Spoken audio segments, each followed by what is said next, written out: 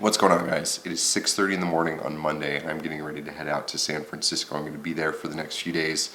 I'm home for a day, and then back to Seattle for a few days, so it's going to be kind of a crazy week. But I wanted to film a video before I took off just so I could make sure that I get out some content for you guys. And what I want to talk about with you guys today is the difference between fashion and style.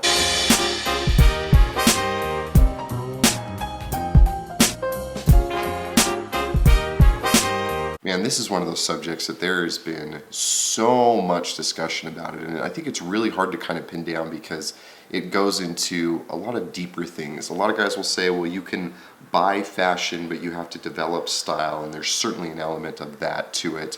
There are guys who say that you can't have style unless you've really put in a lot of time, and it's kind of like, in fact, I've used this analogy before, and to some extent I still believe this, but I think that there are ways to shortcut it. But it's the idea that style has to be developed over time. That kind of like establishing a good physique in the gym, you can't just go and do it within a matter of a few weeks, even if you pay a lot of money. Let's say, for example, you go and you get liposuction, you get this tucked and that implanted and everything else.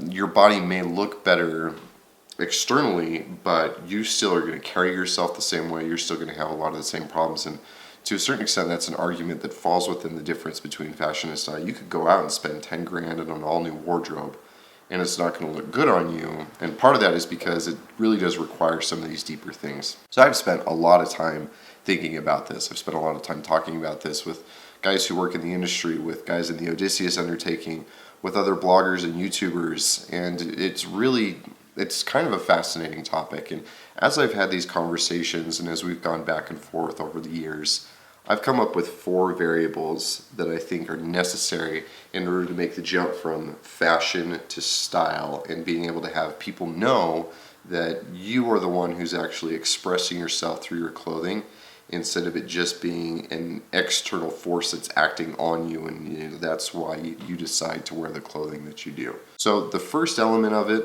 I believe, is congruence. And I was going to go with the word integrity, but I think integrity is too much of a moral word, where congruence isn't necessarily a moral or an immoral thing, but it's the idea that you are using your clothing, your grooming, your body language, your posture, all of these variables to externally project the person you are internally. And there needs to be an element of it there, because if you are dressing in a way that is not consistent with who you are, then the clothes are going to look like a costume on you. You are totally going to be worn by the clothes.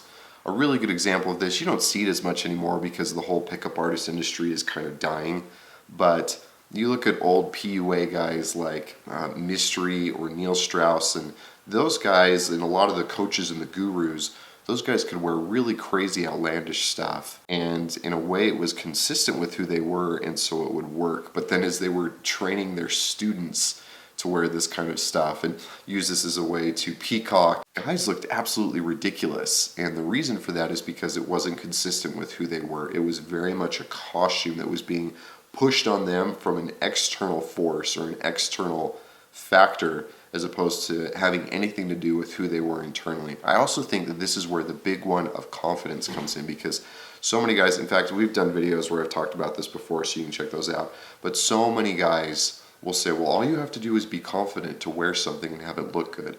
And I certainly will agree that things look better when you wear them confidently, and confidence comes from this congruence, but that's not the only thing that matters. That's why you can have guys who wear things really confidently and still end up looking ridiculous, or still just end up looking out of place and having their clothing end up being a negative as opposed to a positive, irrespective of how confidently they're wearing it. So the first thing has to be congruence. Now the second thing is kind of a variation of that, and it's aspiration. I know that one of the things that you should be doing as a man is dressing aspirationally. There's this idea of enclothed cognition, where as you dress up, then you start to perceive yourself higher, and then you start to act better. Your self-perception improves, your actions improve, your ability to execute on things improves. In fact, there have been studies that have been done where they put people in rooms and then they have some of them dress up as civilians and some other people dress up as military personnel, and the people who dress up as military personnel in the same kind of situations start acting with more authority, and they start acting with more dominance just because of the clothing that they're wearing, everything else being controlled for.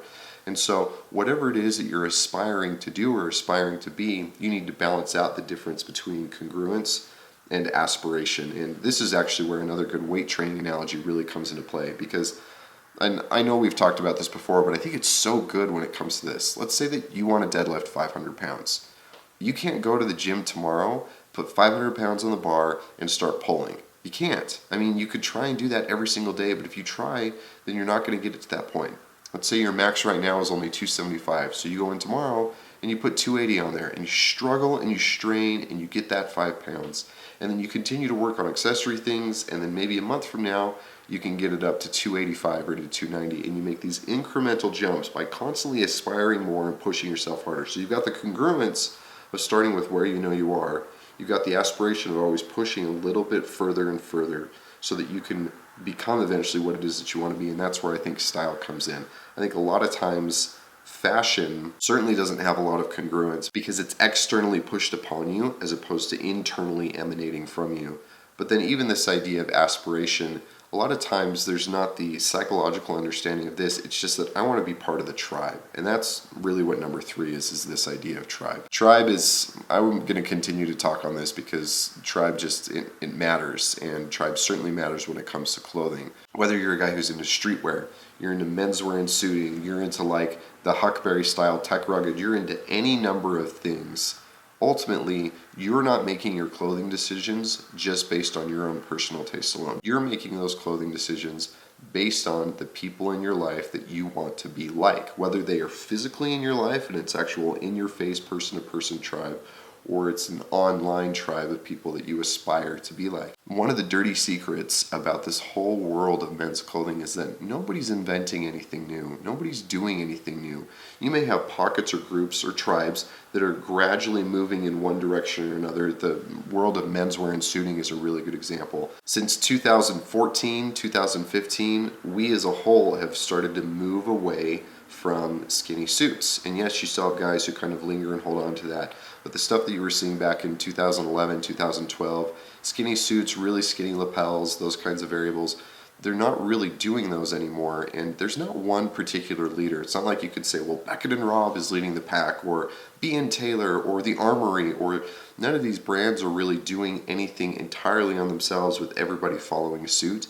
But everybody collectively, as a whole, is starting to kind of move in that direction. Now, yes, there are always going to be exceptions to that rule. You take the streetwear world, for example, and Kanye West, being the iconoclast that he is one who can take things in his own direction. But one of the things that's so interesting about him is West isn't necessarily coming up with ideas on his own. He's just pulling inspirations from other groups that are ex-tribe and then applying them within his own style, and then his tribe follows suit. So tribe is another one of those that's huge, because if you're not part of my tribe, you don't necessarily care about the fact that this is a tall collar for a button down, or that I've got a light shoulder pad in here instead of a fully structured one, or nothing whatsoever. Nor are you going to care about the fact that I've got a moderate sized lapel, or that it's full canvas. None of those things mean anything to you if you're not part of the tribe. And so when you're trying to dress better, you have to know who it is that you're projecting to and how that projection is going to be received in order to be able to most consistently and stylishly tell the story that it is you want to tell. Now, to balance that out with the 4th point, number 4 is taste, because you can't just fully adopt the uniform of your given tribe. You can't just completely follow what everybody else is doing and have it be stylish. There needs to be an element of your own person and your own personality in there. If there isn't, then again, all it is an external, this is what my tribe tells me I need to wear. Whereas it being an internal expression of who you are on the inside.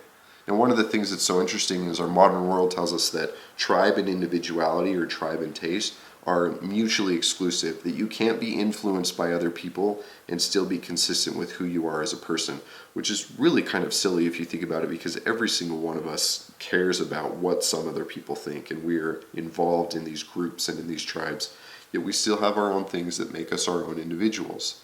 And you can express that and communicate that through your clothing, because even when you get into tribes, people are not wearing a complete uniform. There's room for variation, whether that's fit, color, product, anything else. There's room for variation. There's room for experimentation.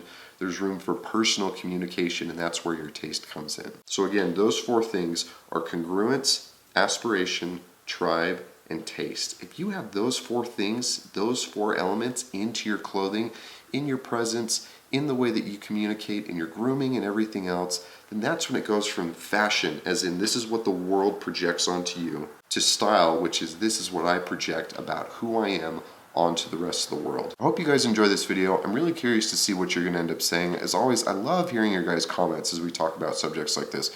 So make sure you leave them below. Again, as always, leave me a thumbs up. That helps the channel grow, and I will catch you guys on the next one.